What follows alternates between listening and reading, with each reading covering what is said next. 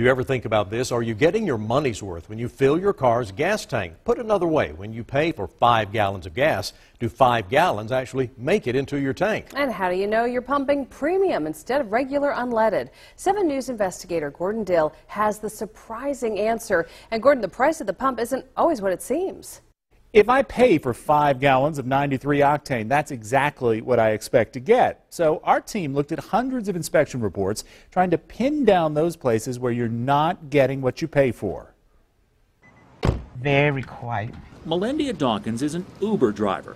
Actually, check that. I am the Uber queen. I am Uber queen.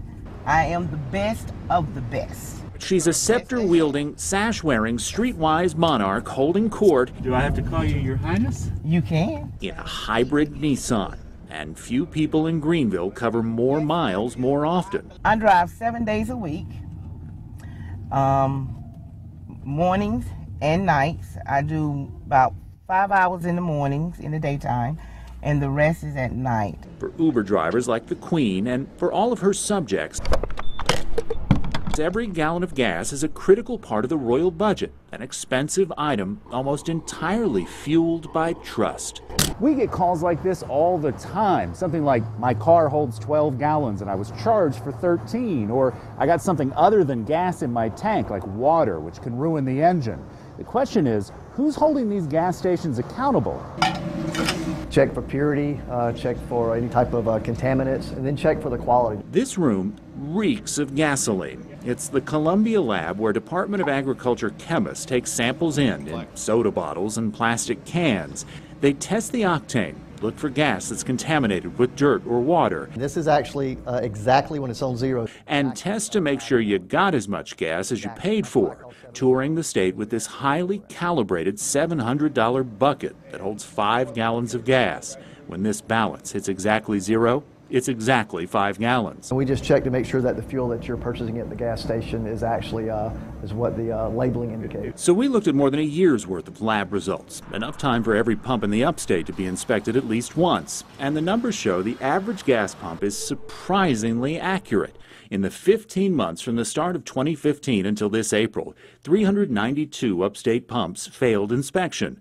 That's not as bad as it sounds, because 81% of those failed pumps were giving away too much gas, giving you more than what the meter showed. The state found just 19 pumps shortchanging drivers. But there are other problems, like excess water in the tank.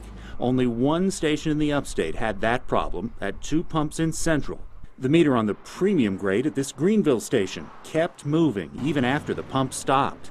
The pumps at 2 stations, one in Greenville and one in Anderson, would jump, meaning they started charging before the gas started flowing. In every case, the pumps were shut down until a state licensed repairman could certify them fixed. Which means drivers should have a fair warning before they pump. I can't say that the gas that I'm getting is correct or not, but I know what it does for my hydrant. And the Uber Queen? I had Matt Damon in my car. Did Matt Damon call you Queen? He did. Okay. He called me Queen. Can continue to hold court. Uber Queen.